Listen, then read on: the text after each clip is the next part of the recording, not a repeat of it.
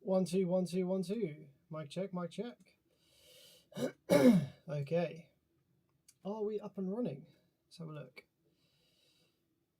We have the end stream button, so I assume this is running. Excellent stuff. Public. And let's wait for some chat to come through to confirm that we are indeed live. Hopefully, we're not going to have any stream issues. I spent most part of this morning trying to get the PC a little bit more stable for streaming. Larry, number one as always, buddy. How's it going? Good to see you there, my friend. So that confirms that we are indeed up and running and public. Excellent stuff.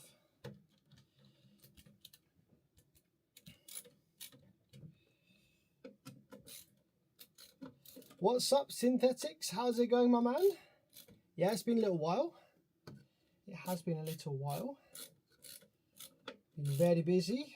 Akib, how's it going, my friend? How's it going? So, for those of you who have just joined, how's it going? Let me know if my voice is in sync with the video. And let me know if the stream looks okay. I've spent, like I say, I spent the most part of this morning trying to reconfigure my PC and USB devices to allow for a more stable streaming experience because it hasn't been the best lately.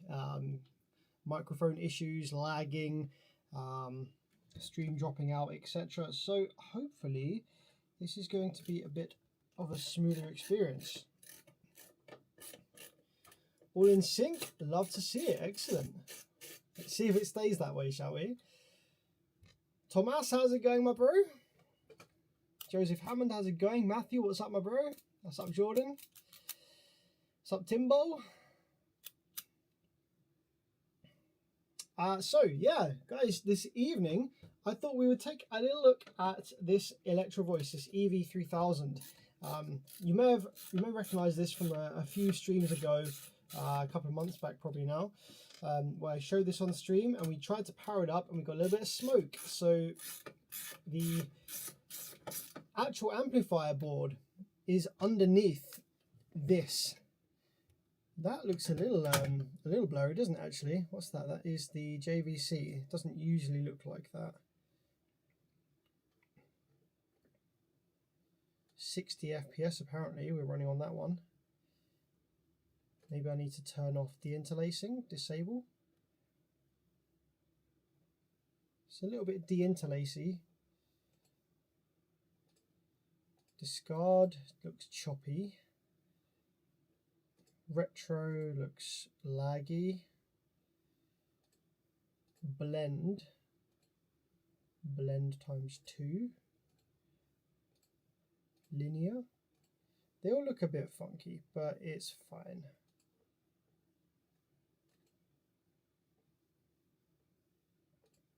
Let's just go for a retro, I think, or what was it, blend? Yeah, blend looks the best. So the actual amplifier board is underneath all of this network stuff. So this amplifier looking crazy right about now. It's got all sorts of network interface, like computer basically on board to deal with networking from a sort of mixer or controller. I don't really know much about PA stuff. I'm not a PA guy, but you can plug LAN ports into this thing. Got a couple of LAN ports in here, in, out, RCM24.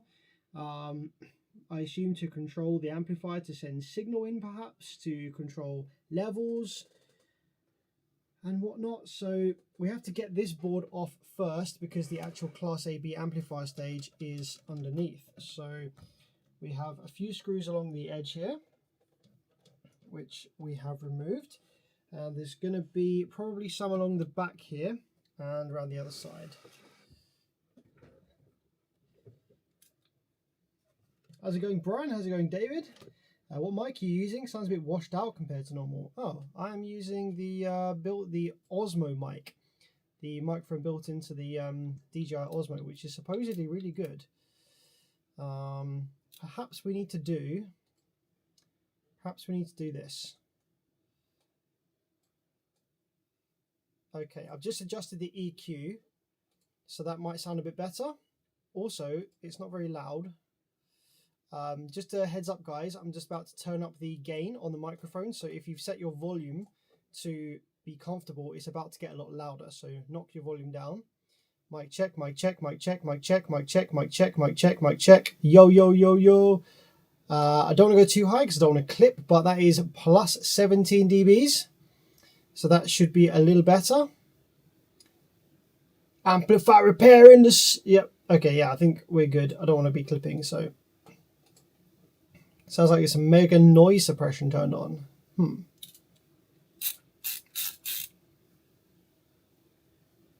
Interesting, but never mind. I'm sure it's fine. So let's go in over this side as well. Get these screws undone.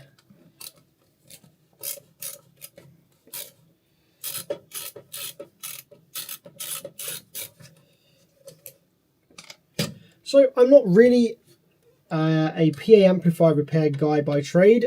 I mostly focus on automotive stuff, 12 volts, car amplifiers, subwoofer amplifiers, really, really big stuff, but most of it is 12 volt. So jumping into the PA amp repair side of things, the amplifier stages are very similar, but the power supplies, especially with amplifiers with switch mode power supplies, are a bit of a challenge, or a bit something new to learn.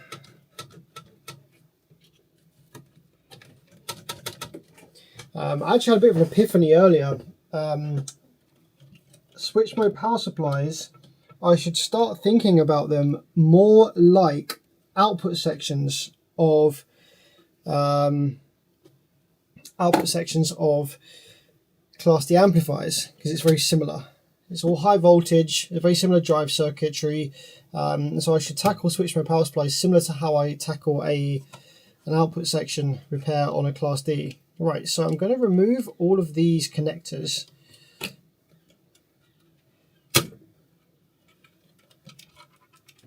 This is such a complicated amp. This has probably got to be probably the most, apart from the JBL Crown GTI A6000, this has probably got to be the most daunting amp that I've ever had in.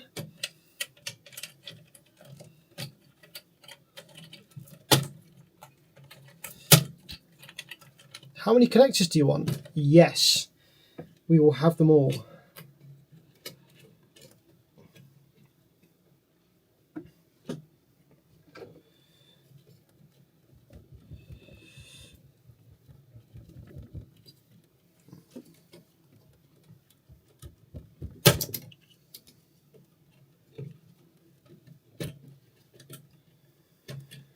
So this blue heatsink looking thing, this is a bipolar supply, 9 volts. It's either dual 9 volts or it's plus minus 9 volts.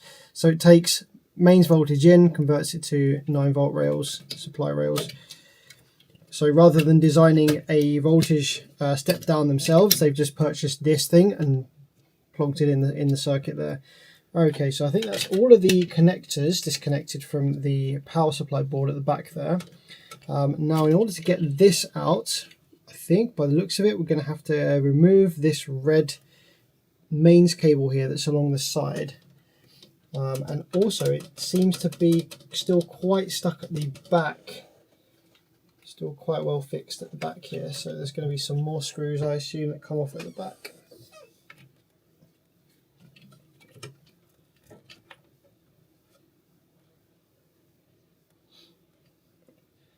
This is all one piece. This is like in a metal tray. You can see here, this has got like a metal tray around the board. So I don't necessarily need to unscrew the board.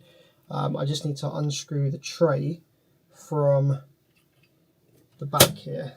So I'm just going to start removing more screws and see how loose it gets.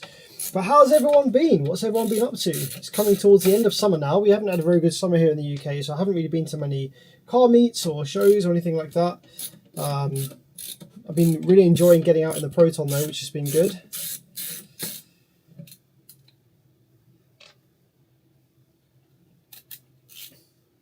How can I stop my amps from gain walking? They gain match and it keeps moving the dials out of sync. That's really frustrating. I mean some Loctite style adhesive perhaps, just on the gain knobs themselves. Alternatively, a permanent solution that would never gain walk, but would require some dismantling, would be to actually just bypass the gain potentiometers with a couple of resistors. So depending on, yeah, the amplifier should be about the same. So you should be able to use fixed resistors. So you remove the gain potentiometers and use fixed resistors in place of the gain potentiometer to set a fixed gain point. And if you didn't want to do that, you could just bypass the gain potentiometer so that it is on full gain at all times, and then use an external, one single knob basically that controls the gain on all of the amplifiers. That's one way to do it. Okay, that feels a lot looser. That's good. I've been building a 1,000 horsepower turbo truck. Bloody hell, that's fantastic.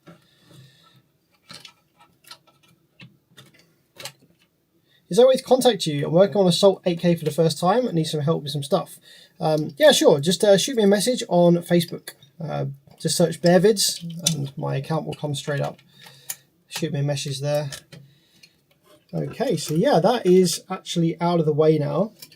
And it's still connected at the mains cable. And I can either clip, probably the best thing to do is just to clip those off.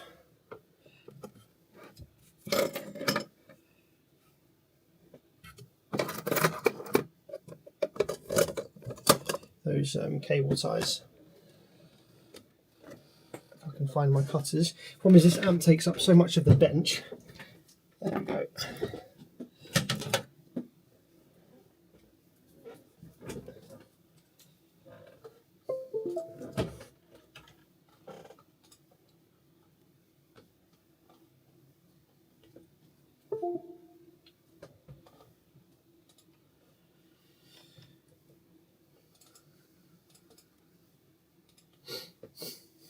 So let's just snip these cable ties off.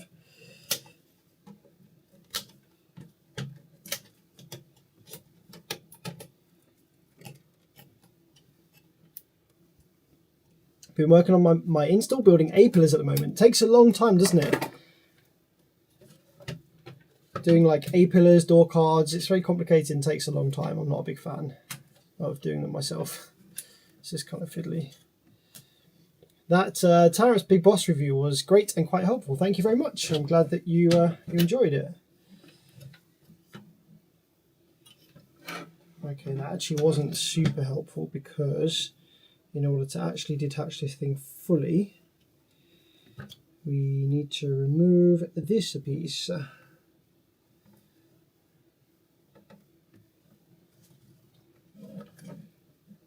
Okay, I'm just gonna fold it over.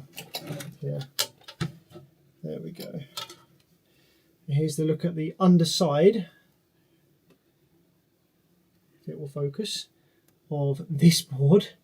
As you can see, it's like a freaking server or something. It's mental. There's so much going on in this amp. Absolute nightmare. So let's just plonk that down here for a moment. Right, now the amplifier itself should be hiding under here somewhere. So let's take some of these screws off. So that's not actually a mains wire, it's just kind of heat shrink or some kind of cable cover. It's there's like, feels like there's 3 wires in there. Learning a bit about programming, says Jordan. Hex binary, etc. to modify runes on PCMs. I'm going to pretend I know what that means. So that sounds freaking cool. I have one PCM where we have replaced the internal flash with 2 somethings and an Ethernet port to do real-time tuning. Mint. PCMs.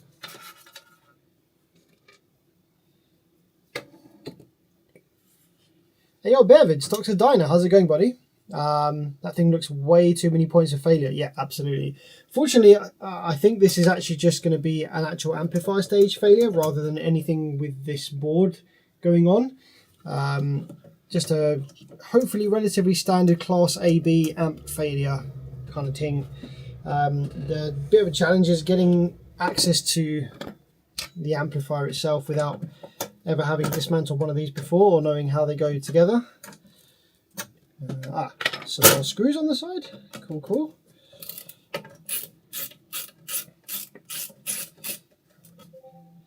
Sent you a message that says high voltage furry. I think that says, yeah.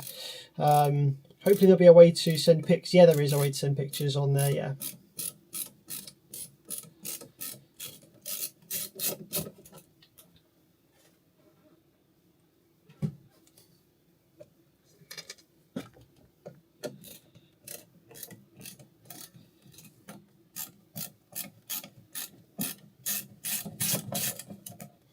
So we looked at this amplifier on a live stream a little while ago, and we saw some smoke coming out from somewhere under here. So hopefully when we remove this, we will reveal, aha, oh my lord, where the smoke came from. Well, it's very dusty, to say the least. Sheesh. Yep, that do be Class AB, and that do be some dust. Man needs to vacuum. Okay, let's have a little peek. So we've got TO3 package transistors, MJ15023s and 15022s. So NPN and PNP transistors. Looks like the drive transistor, maybe the final drive transistor, this great big beefy thing, perhaps. MJ32, can we scratch off the crud? 32 something there. 3281 looks like the final driver, and then the C4793 I assume is going to be a bias transistor that's going to adapt its ratings with the heatsink temperature to adjust the bias with temperature. Service connector. Now what does that do? Can you see that there? Maybe if I go to this camera and have a little cheeky zoom in. This camera definitely feels more jerky as of late. So that's interesting.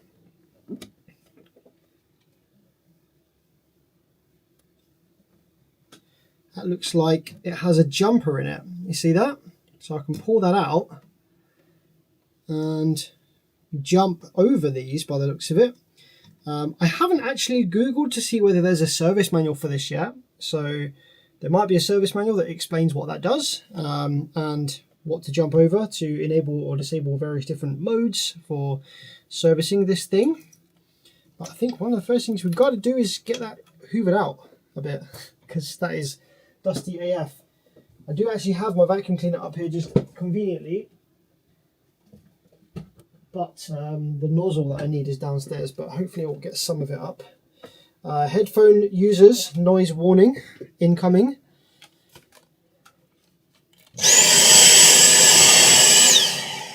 Maybe if I use a toothbrush at the same time, hey? I'm a big fan of your vids. Big fan of your vids, says Starboy. Keep up the good work. Thank you very much, man. Appreciate you.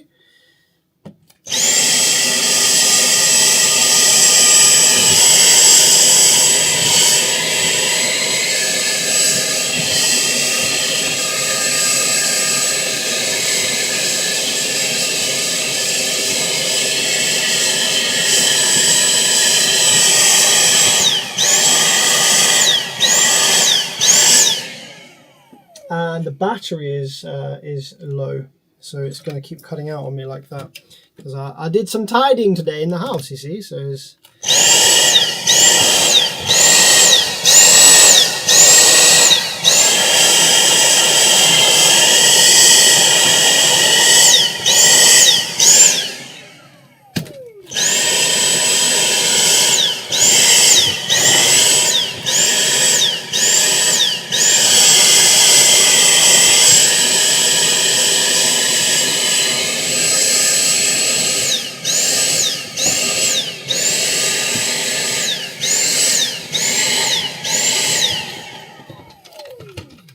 Yep, okay, that's fully dead now.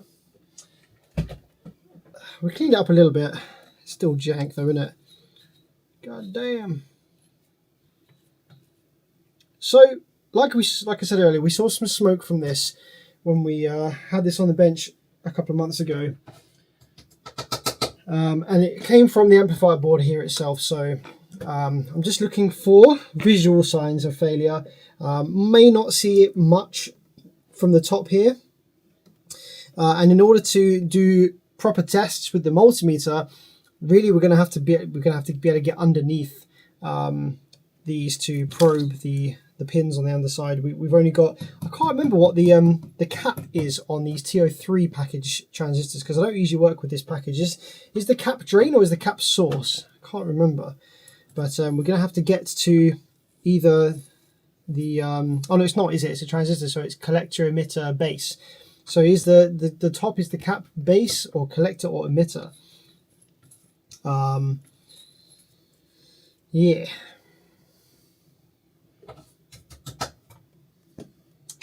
But yeah, we need to get to at least one of the other pins in order to check for shorts on each of these. It looks like this is a 2-channel amplifier. Cool, cool, cool. So we've got the 2 2s all along here and the 2 3s. I imagine there are more of these flipped under as well in here.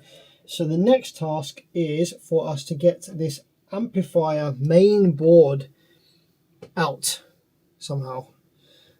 So we can get to underneath. Now I don't think this one has the ability for you to like open up the bottom. No, it doesn't. It's all one piece. So this is going to have to come out. Looks like we have main rail voltage coming here from the power supply board. So these are going to be rail caps. And you've got main rail voltage plus minus coming here. And then it literally just connects very simply to the transistors here, and it's common with the heatsink, so the heatsinks will be live by the looks of it. That's interesting. Cool, cool. Yeah. Collector. Okay, so the cap is collector. So if we can find somewhere on the board that is either emitter or base, we could do a quick multimeter short check on both the channels.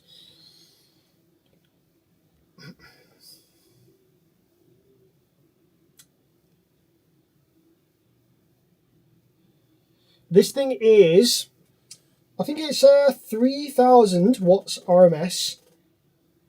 Right, so it has the ratings on the back here. So it's rated 1200 watts per channel into 4 ohms.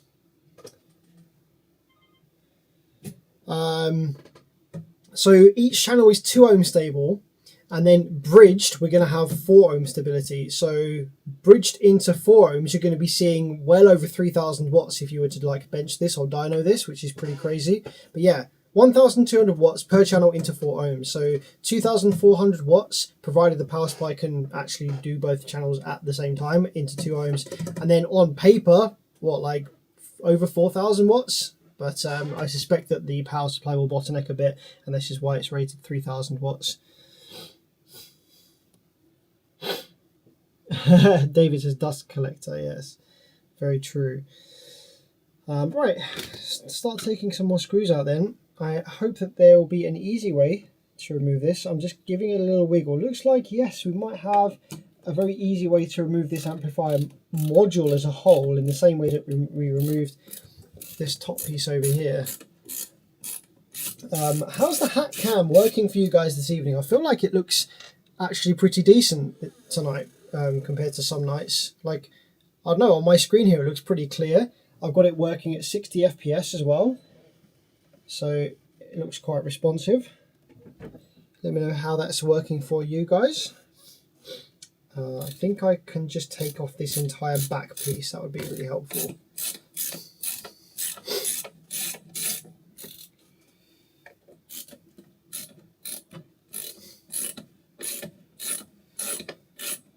Andre Fort says, awesome job, Bear Vids. I've been waiting for this video for a while, since we got the tease the other month. Might be some home audio. per amp knowledge. All good stuff, brother. Keep them coming. Thank you very much, man. I appreciate your kind words there. I'm less knowledgeable and less experienced with this style of amp for sure. So I'm kind of streaming this without the intent to get too deep into it like tonight. I think I'm going to take my time. So we're probably going to do a few streams on this amp. And I'm not going to pretend like I know how this works at first glance or anything like that. I've never worked on one of these before, and like I say, I'm more of a 12 volt and Class D specialist, so I can do Class ABs, repair Class ABs all the time, but they're just less of my forte really. But hopefully, with this thing being quite old, although it looks very complicated up here with all of its data stuff with the LAN ports, the amplifier stage I'm hoping isn't too complicated.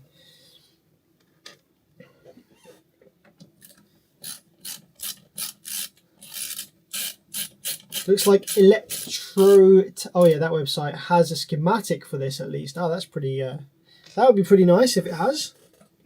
The schematic should actually give us some clue as to what this service connector header does as well.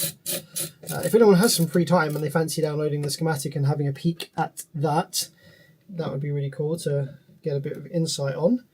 Okay, so yeah, this back piece is just kind of coming off here now. And I think if I just remove this, that will be a lot easier as well.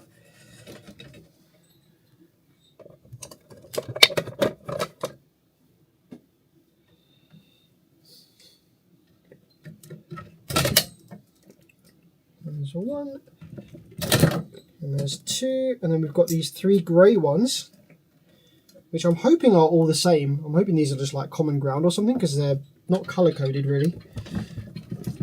Well, for future beverage, this top one goes to the right hand beacon, and then these two go to underneath the board. Okay, yeah, it looks like we've got two PCBs stacked, so I suspect, yeah, we're going to have a mirror image. So this is one channel, guys.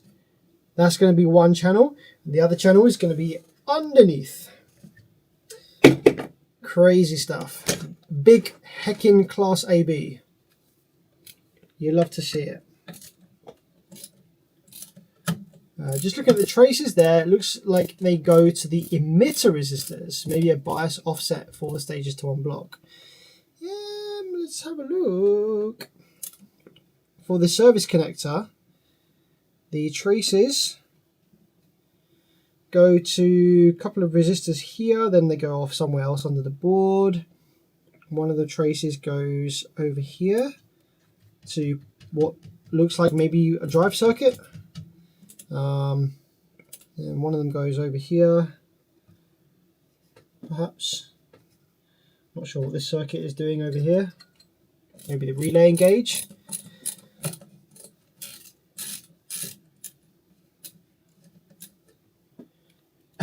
I know what amp I'm looking for on eBay if I ever need some TO3 transistors. Yeah, are these transistors or are they FETs? MJ, I don't know. I've never worked with this amp or these parts. MJ15022. I suspect these are BJTs rather than MOSFETs. But let me know if you know. I haven't Googled anything yet on this. Just kind of taking it apart first and seeing if we can see any visual signs of failure before we go too deep.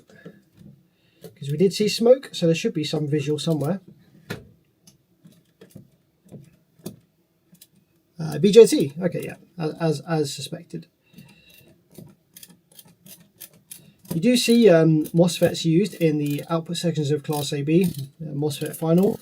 For people that are more versed in Class AB, what is the drawback? Is there any drawback to using a MOSFET final Class AB in terms of sound, perhaps? I assume that MOSFET final are perhaps a bit more efficient, and you can get more power from a smaller amp with MOSFET final.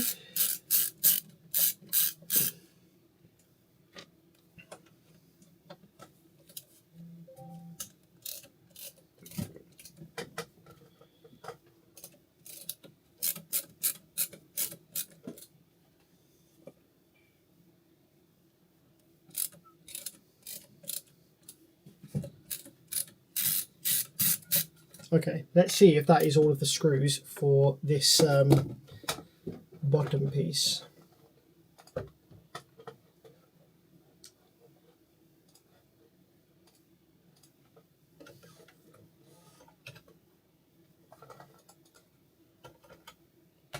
Oh.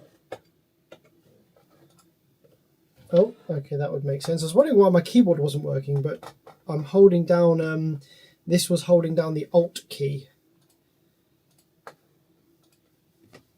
Let's move that back over there.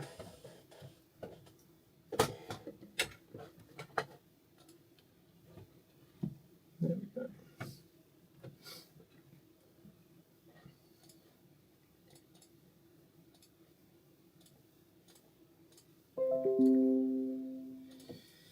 Okay, so how loose are we? Okay, I think we're pretty loose. So can we bring that up to a place where we can inspect it? What's holding you? There's a couple of connectors here for future bearage to remember to reconnect. Okie dokie. And then we have the connectors for the rail. I might actually go ahead and disconnect those, remembering that red is closest to the back and blue is closest to the front.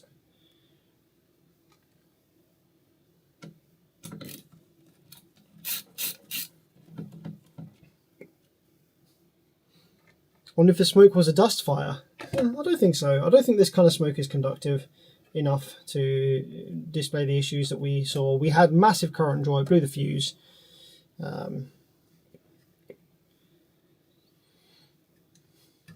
MOSFET needs more bias current for better crossover distortion. They are more robust, bigger SOA. Nice.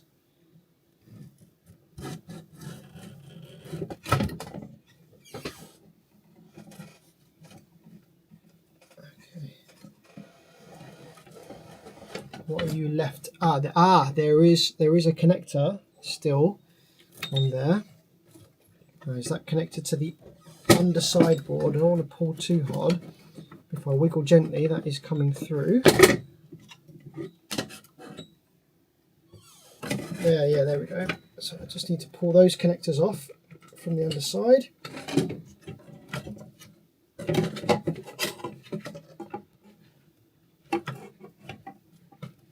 There we go.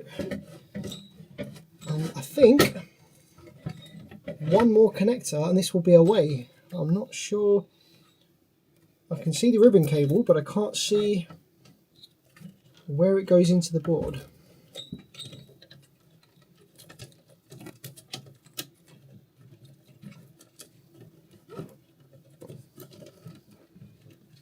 And there's a big grey wire as well there.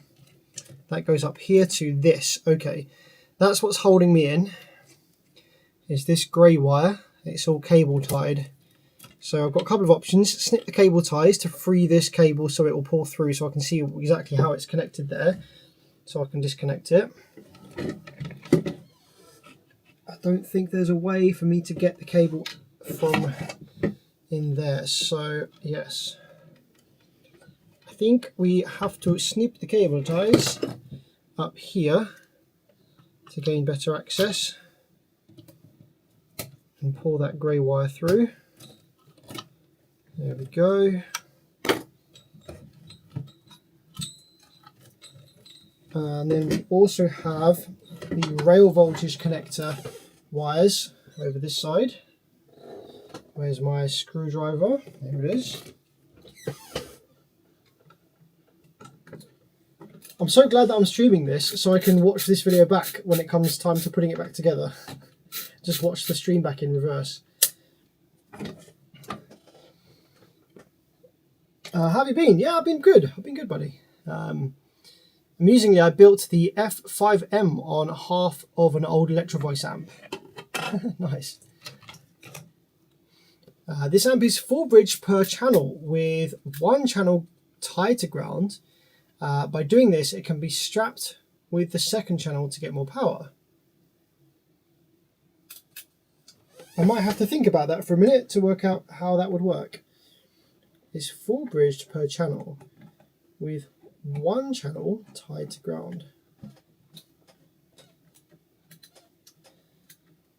Oh, I see. Yeah, what one of the channels is, right, so it uses the output of one of the channels as a ground reference. Interesting.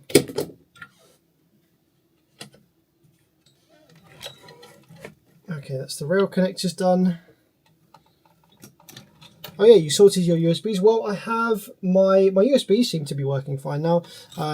I have my Wi-Fi disconnected and I have a LAN cable connected instead of Wi-Fi because my USB 3 hub was interfering with the Wi-Fi, which is apparently a known thing. Okay. Right, there we go. That should be enough slack for me to flip this over. I'm just going to pull this rear thing off because that's going to drive me nuts very, very soon. So yellow on this side.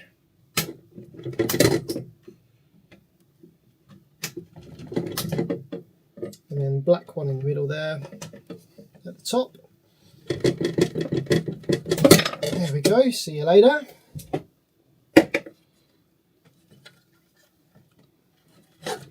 Okay, so this is the underside. Ah, there's where our smoke came from. There we go. Right, let's get a nice little view on that with the zoom-in camera, shall we?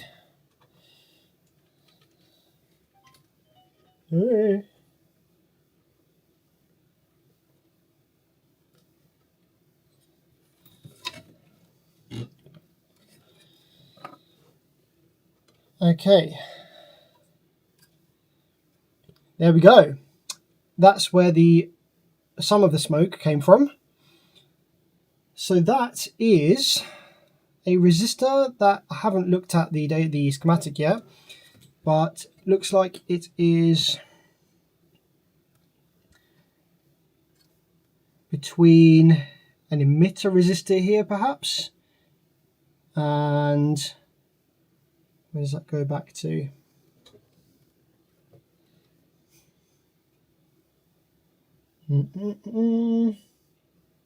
Drive circuit perhaps?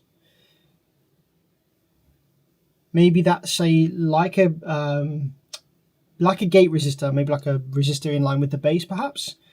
So output devices on this side, potentially toast.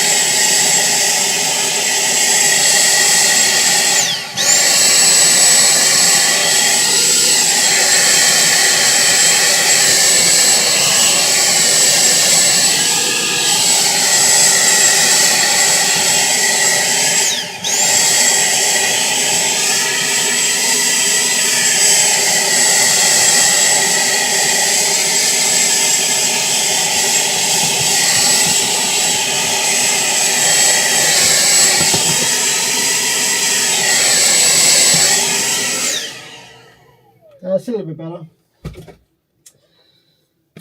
Okay, so with the main amplifier module here now sort of free, what I want to do is separate these two boards so I can get to the underside of these tier 3 package transistors and check for resistance, shorts, continuity, etc. So how these join together looks like probably just going to have some screws.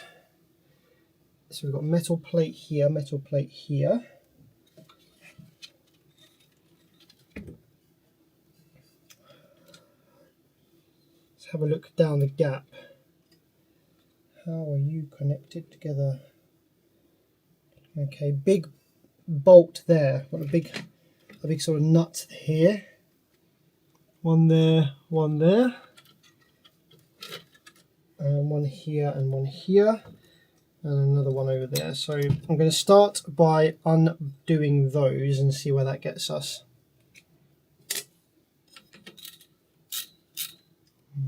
Is the nut just happened to be the right size? No, it's not. Well, it does just about kind of work.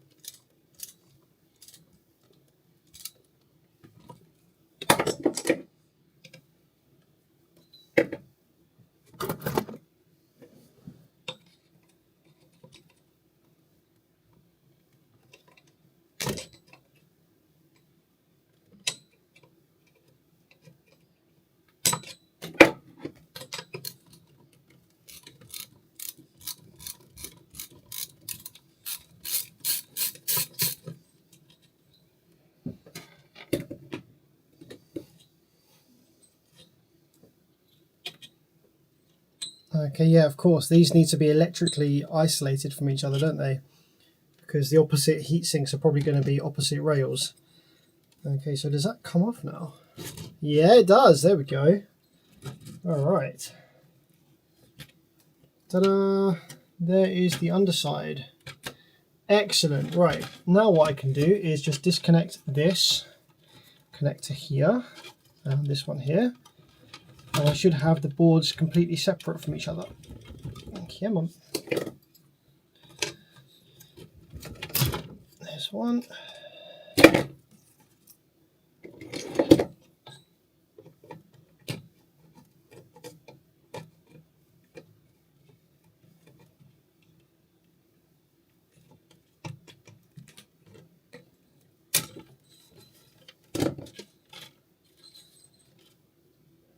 Excellent. This is the one with the burn marks on it. Let's do a quick little visual inspection of the underside of the PCB. See if there's any like cracked solder joints or burn marks or anything like that. Nothing super obvious back here. Okay, well, let's just do a couple of quick multimeter tests then while we've got this out. And just so I don't breathe in too much of this nonsense, let's just hoover this up. Headphone warning.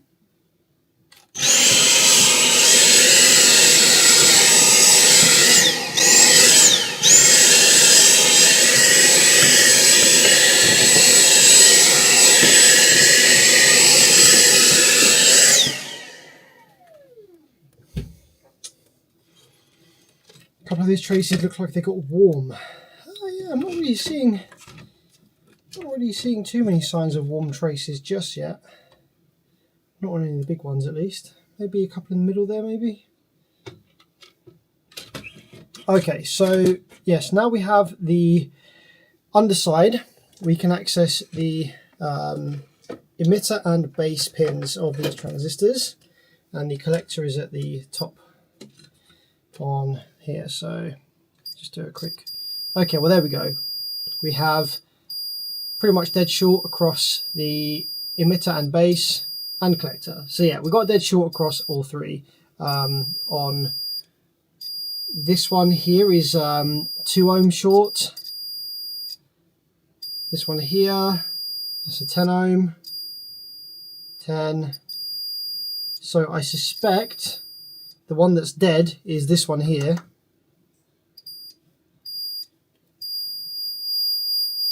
That's a 2 ohm. That one's dead as well. Oh wow, all of them on this side by the looks of it. That's 8, 7. So I would say, at a guess, this one's dead from this side, and then 1, 2, 3 from this side are dead. The remaining ones may be internally damaged, but we definitely have a short on 1, 2, 3, 4. Nice. How about the other channel? Did the other channel get hit in all of this, whatever caused this to fail? This is very simple, actually. Touch wood. It's like famous last words. I say like, oh yeah, this has been a nice, easy repair, and it's like the mission of the century.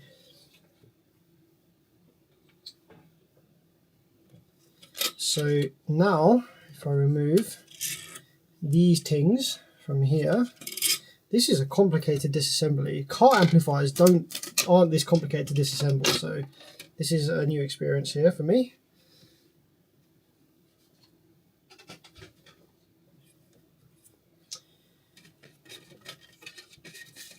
Okie dokie. And this one, I think I'll need to remove the bolts again there, because we have, oh no, maybe I can just, can't just pull that out, because that's going to be, yeah, nah. Let's remove these bolts as well, just to make sure that there's nothing wrong with this channel either. What are the chances that it's just one channel?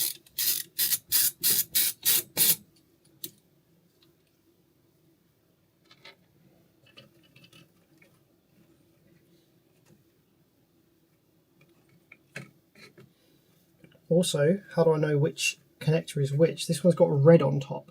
Okay, so the red one is going to be this, is this the bottom underside one? Did it go like that? Yeah, it did, didn't it?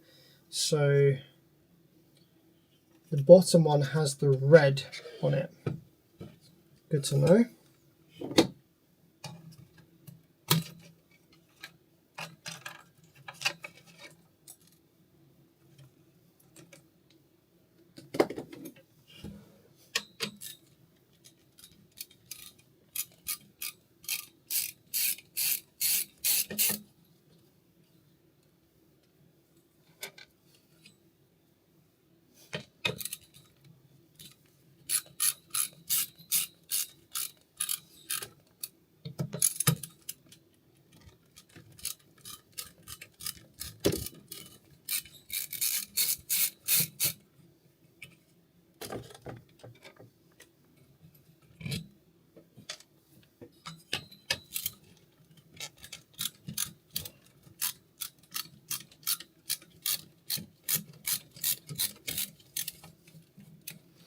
To be fair, considering I have never taken one of these apart before, I had no idea what to expect, and I've never looked at a service manual, I think we figured out how this comes apart relatively easily, relatively okay.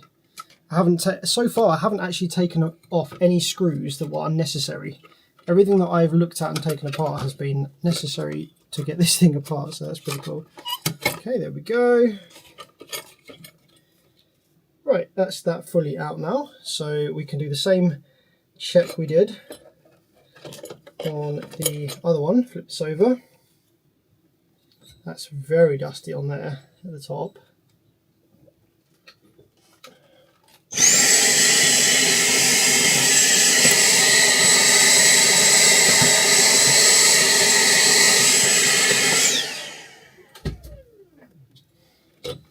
So let's do the same check.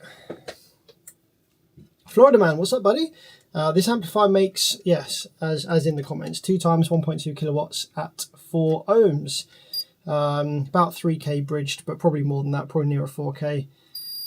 Oh wait, hang on, 57. 50. We've got 57 between base and emitter. But that might be by design, because often with class AB, you do actually have quite low resistance between base and emitter. Provided there's no short between collector and emitter, or collector and base, we should be good. So we've got 57 across all of these. So that looks intentional. This is good actually that we've got potentially one channel that's survived here. Yeah, okay, looks like we have one good channel. Excellent. So the 57 between emitter and base is by design. That's good. Where's the bolt screw for this one?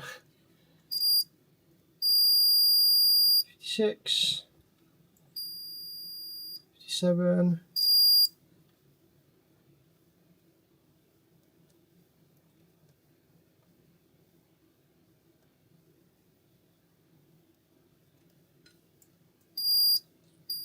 Yeah, cool.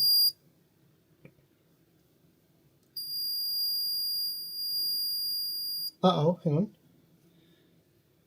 That is 3 ohm there.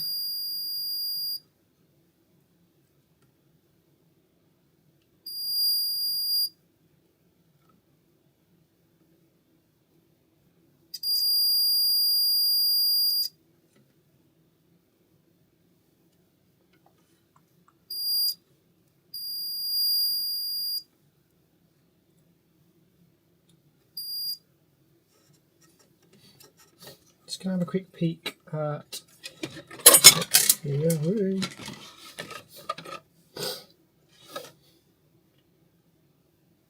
So this one right on the far right hand side, this 15023.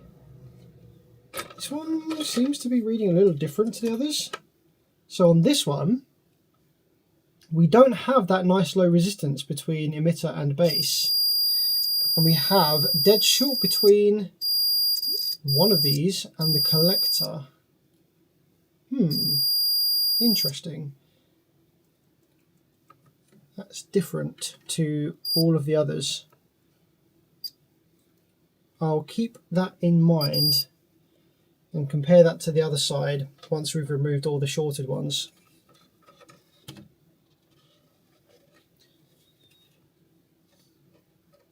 It's not different, but I'm going to keep that in mind and also check on the schematic. That is Q20 by the looks of it. So Q20 seems to be reading a little different to the others, but even though it has a short between its collector and one of the other pins, possibly emitter, collector and emitter. So Q20, collector and emitter seem to be shorted, but that's not the case on any of the others that are supposedly supposed to be in parallel with it. So yeah, interesting, that one. I'll have to just double check that. Cool. Okay, well that's us disassembled. We know what we have to do with this. We have to new transistors, obviously. Got some resistor to replace, possibly some drive circuits to replace as well, depending on what we find when we remove the blown transistors from the other board. But one thing that I want to do is see, can we still buy these? Can we still buy these transistors? And if not, what can we replace them with? So we're going to need some MJ15023 and 15022. Let's just pop my other board, the one that had the damage on it. Let's just plop this up here again for a sec. And Q20 is there. I just want to have a look and see what Q20 is doing on this board.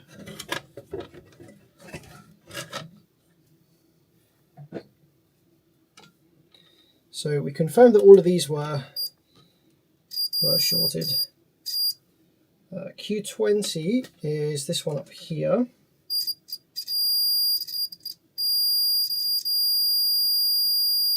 That's short, that's short, and that's short. So everything is short on Q20 on this board.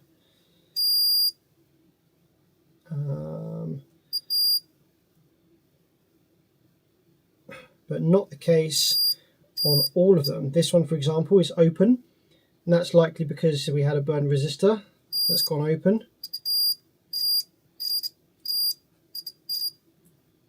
So maybe a couple of open resistors there.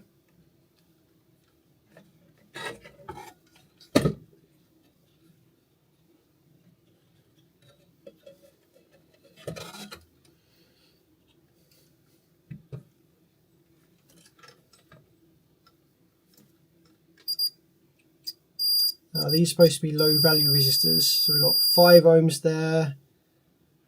That one is reading open. Yeah, so these resistors are all supposed to be low value, like 5 ohms. This one here is reading open.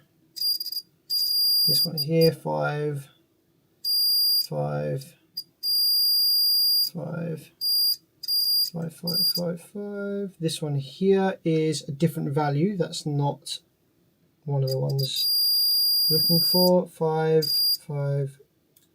That one there is open. 5, 5, 5, 5.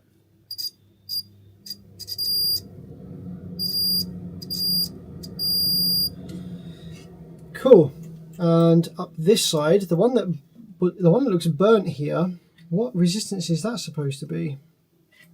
That is R110, 110. If we read one